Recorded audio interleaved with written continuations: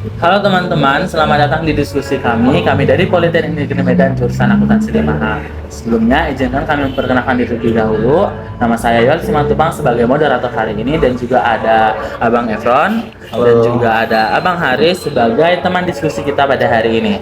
Hari ini kita akan ngobrol santai, tapi tetap juga penting.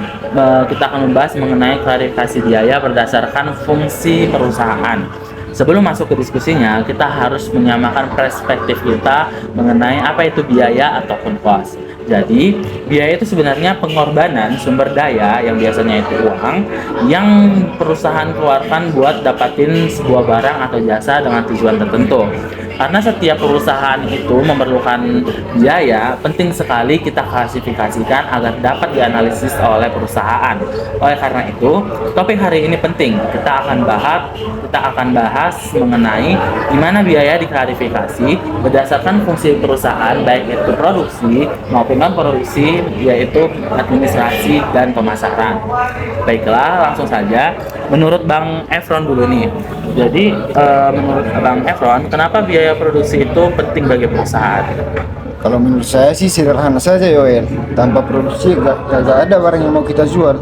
Jadi menurut saya itu biaya produksi itu yang paling utama. Contohnya nih, kayak biaya bahan baku, gaji karyawan pabrik sama biaya listrik dan mesin. Kalau barangnya bagus, otomatis lebih gampang kita jual. Jadi produksi itu adalah sebuah fondasi.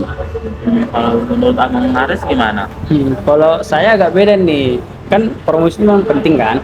Tapi kalau barang itu sudah jadi, tapi nggak ada promosiin, siapa yang tahu? Kan otomatis barang itu jadi numpuk di gudang.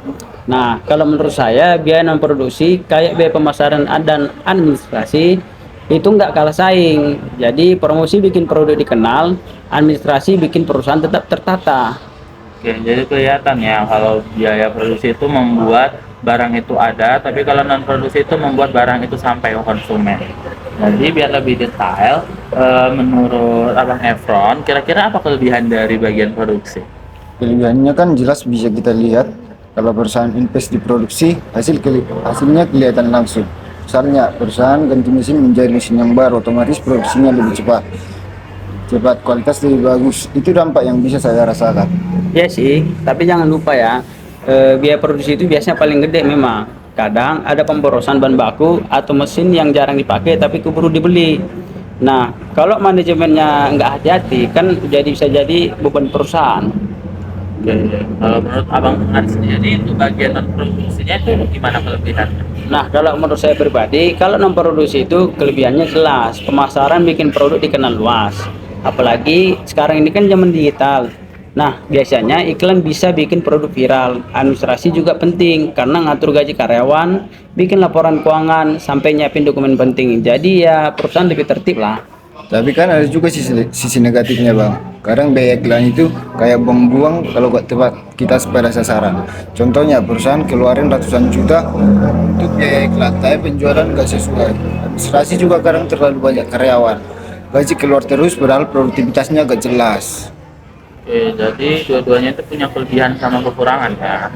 Nah, biar lebih kita mengerti, coba kasih contoh nih dalam kehidupan sehari-hari gimana penerapannya. Mungkin dari Bang Efron dulu. Kalau contoh yang saya ambil yaitu pabrik sepatu. Biaya produksinya seperti untuk beli kulit, gaji penjahit, biaya listrik dan mesin. Kalau sepatu yang kita hasilkan berkualitas bisa bersaing dengan brand besar, itu kan dampak langsung dari biaya produksi. Nah, tapi bayangin kalau sepatunya sudah jadi tapi nggak ada yang promosiin. Nah, pada akhirnya kan jadi numpuk di gudang itu sepatu. Nah, jadi kita itu butuh biaya non produksi, misalnya iklan Instagram, endorse artis, atau kerjasama dengan marketplace. Administrasi juga ngurus distribusi ke toko, bikin laporan keuangannya. Jadi non produksi itu ngebantulah produk sampai ke konsumen. Oke, jadi dari obrolan kita kali hari ini, kalau fungsi produksi itu berhubungan langsung dengan proses menghasilkan barang dan jasanya, kan? Oke, jadi tapi kalau untuk non produksinya yaitu pemasaran sama administrasi itu biayanya untuk menjual produk ataupun mengatur jalannya perusahaan agar barang itu sampai ke konsumen, benar? Pas. Oke, jadi sebenarnya produksi itu penting untuk mendapatkan barang yang berkualitas, tapi non produksi itu juga penting agar barang itu sampai kepada konsumen. Jadi bukan mana yang lebih hebat, tapi bagaimana manajemen bisa menyeimbangkan keduanya agar perusahaan itu bisa lebih efisien dan lebih berkembang. Baiklah, terima kasih buat Abang Evron dan juga buat Abang Aris atas topik diskusinya pada hari ini. Semoga bermanfaat buat kita dan juga buat para penonton yang sudah mendengarkan diskusi kita pada hari ini. Semoga dapat menambah ilmunya dan dapat menerapkannya pada kehidupan sehari-hari. Sampai sini saja diskusi kita pada hari ini. Sampai jumpa di pertemuan berikutnya. Dadah.